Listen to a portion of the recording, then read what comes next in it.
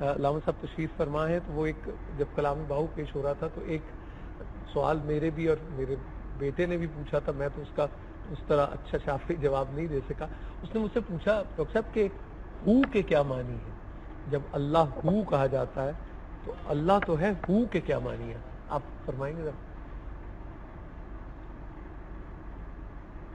جتنے بھی نام ہیں اللہ کے، اس میں کئی اس کے تہ در تہ معنی ہیں اور صفات ہیں.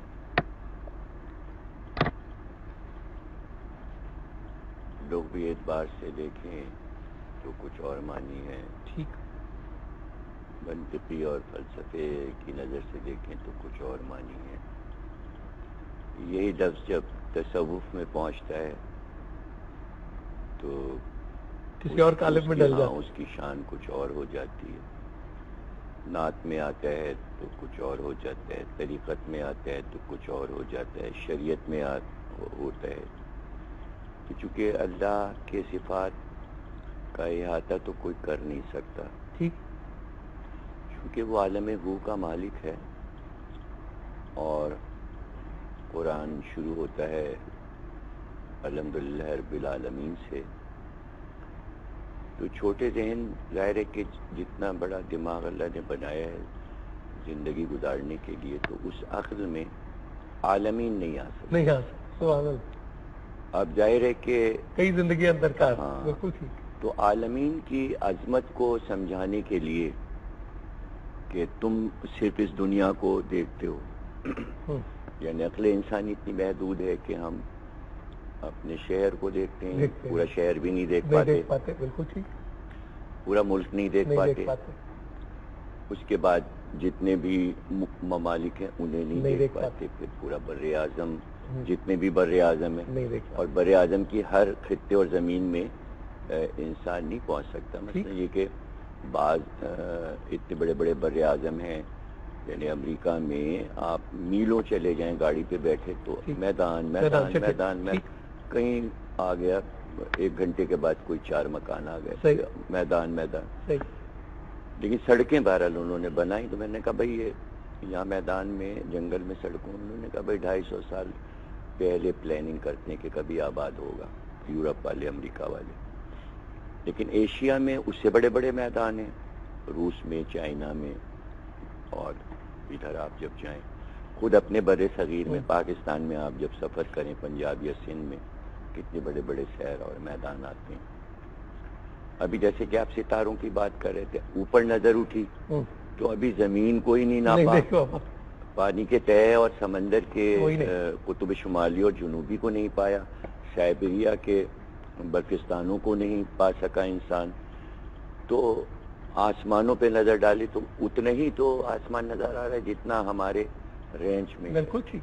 بالکل ٹھیک. تو اب وہ تو دوربینیں جو ہیں اور علم حیات اور خوردبینیں اور دوربینیں، تو وہ بتا رہی ہیں کہ صاحب 45 کروڑ کہکشائیں ہیں، اور ایک ایک کہکشاں میں جو ہے وہ 90 کروڑ ستارے ہیں، اور ایک ایک ستارہ ہمارے سورج سے بڑا ہے.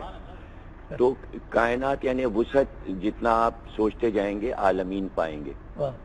تو اب یہ جو بیان ہو رہا ہے سارے چیزوں کو میں نے شارٹ میں اور مختصر بتایا، یہ حد جو ہے اس کائنات کی جو نگاہ میں اور جسے انسان پا سکتا ہے اور نہیں پایا، تو اب وہ سفر خلا میں ختم ہو گیا. ٹھیک. یعنی ٹائم اینڈ اسپیس میں جہاں تک جہاز آپ کا جا رہا ہے یا راکٹ جا رہا ہے تو وہیں تک آپ کی دوڑ ہے. اب اس خلا سے آپ نکل گئے، یعنی جس خلا میں انسان اگر چلا جائے تو وہ جامد ہو جائے.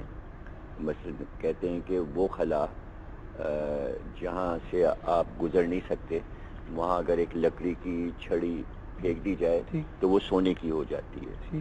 یعنی جہاں کی فضائیں سونے کی ہیں، اور سورج خود جو کہ سونا ابل رہا ہے، اس کی ہوا بھی سونا ہے، اور جو آگ ابل رہی ہے وہ بھی سونا ہے. وہ سونے ہی میں سب کچھ ہے جس سے روشنی پھیل رہی ہے. تو اب آفتاب کی حدوں کو بھی آپ نے ختم کیا، تو اب وہاں تک تو کون جا سکتا ہے؟ تو سرکار دو عالم کو اس لیے بلایا تھا کہ یہاں کی حدیں دیکھتے ہوئے جائیں.